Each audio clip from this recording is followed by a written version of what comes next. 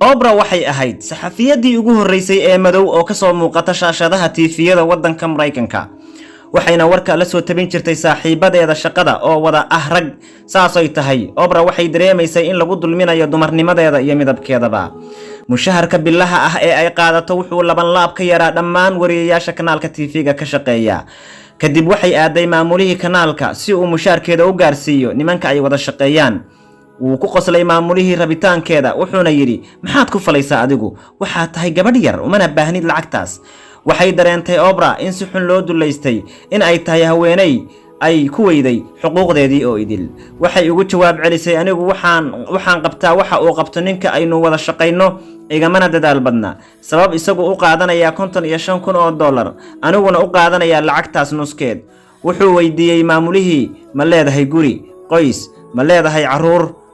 waxay dareentay Oprah khajilaad waxayna u sheegtay in aysan waxba ka haysan dhammaan waxyaabahan uu weydiiyay wuxuu ugu jawaabay sidaasi darteed ayuu ninka aad wada shaqeysaan u helaa laban laab lacagta aad ku shaqeysid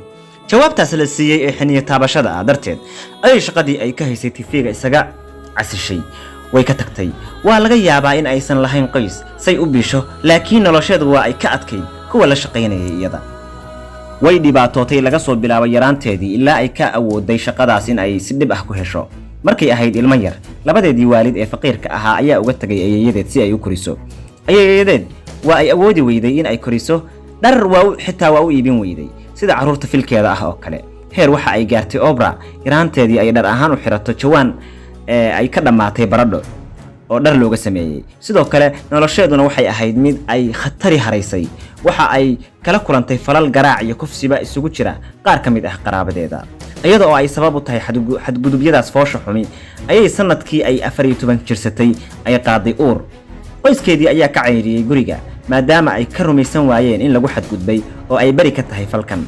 markii ay dhashay ilmihii waxa uu ku geeriyooday isla isbitaalka maalmo yar kadib Oprah waxay qarka u saarnayd in ay isku dhiibto duruuftaas aadka u adag ee haysatay waxay u jihaysatay in ay isticmaasho maandooriyeyaasha si ay bal murugada haysa iyo noloshan adag ee ay ku jirto isku ilowsiiso maalin kamida maalmaha ayay go'aansatay in ay soo celiso maskaxdeedii ayna badasho nolosheeda kharaar waxay ka shaqo bilowday dukaan iibiyo raashinka balse ay baahiyaha nafteeda u daboosho sidoo kale waxay bilowday in ay wadato waxbarashadeedii qabyada ahayd ilaa ay ku guuleysatay in ay hesho fursad waxbarasho jaamacadeed oo lacag la'aan ah sidoo kale waxay ku guuleysatay boqorada quruxda maamul goboleedka Tennessee ee waddankaasi Mareykanka iyadoo ay sabab tahay horkacaas ay sameysay ayaa waxaa ka helay mid kamid ah idaacadihii raadiyowga in ay wariye ka noqoto xirfadeedii wariyenimo ayay hormarisay ugu dambeynna waxay noqotay haweeney madow ah tii ugu horeysay ee war ka soo tabisa TV-yada Mareykanka waxay tiri anigu kama baqo fashilka ama guuldarrada fashilku wuxuu ii ahaa dhibicdii ay ka soo bilaabatay guushaydu adagyadaas faraha badan ee ay soo martay darteed Oprah waxay u aragtay in ay istaahisho in mushaarkeedu la sinaado saaxiibada ragga ay isku meesha ka wada shaqeeyaan waxay iska casishay shaqadii waxayna u sheegtay maamulihii kanaalka in uu maalin kamid ah maalmaha ka shalaayi doono ihaanadii uu geystay maadaama uu yasay waxay Oprah bilowday soo gudbinta barnaamij TV ka baxa oo iyada kaligeed wado TV kale u wareegtay barnaamij noocaas ayayna ka bilowday sidoo kale kooxda shaqada barnaamijka la haysay dhamaantood waxay ahaayeen dumar madow ah muddo yar kadibna barnaamijkii waxa uu noqday mid yaab leh waxaana la bilaabay in guri walba laga daawado barnaamijkaas waxay noqotay Oprah shakhsiyadaha loogu jecel yahay Mareykanka iyo caalamkaba Oprah waxay aragtay in barnaamijka ay soo gudbinaysay uu aad muhiim ugu yahay bulshada iyo TV-gaba isla markaas ayay waxay u tagtay Oprah maamulkii TV-ga waxayna ka dalbatay arrin yaab leh oo ahayd in dumarka la shaqeynaya iyada ay dhamaantood la mushaar noqdaan ragga ay meesha ka wada shaqeeyaan ee ay isku hawshahayaan waxay ku khasbanaadeen maamulkii in aysan ka tagin Oprah si aysan u waayeen tiro aad u fara badan oo ku taxan barnaamijyada ay soo gudbiso kadib 50 sanadood waxay noqotay in lagu xisaabiyo haweeneyda ugu qanisan haweenka soo halgamay caalamka oo dhan hantideedu waxay ka tallaabsatay $2 bilyan sidoo kalena waxay samaysay shabakad kanaalo ah oo ay ka shaqeeyaan kumanaan shaqaalayaal iyo wariyeyaal ah waxay kale oo ay leedahay qasriyo aad u waaweyn gawaari aad qaali u ah iyo diyaarado iyada gaar u ah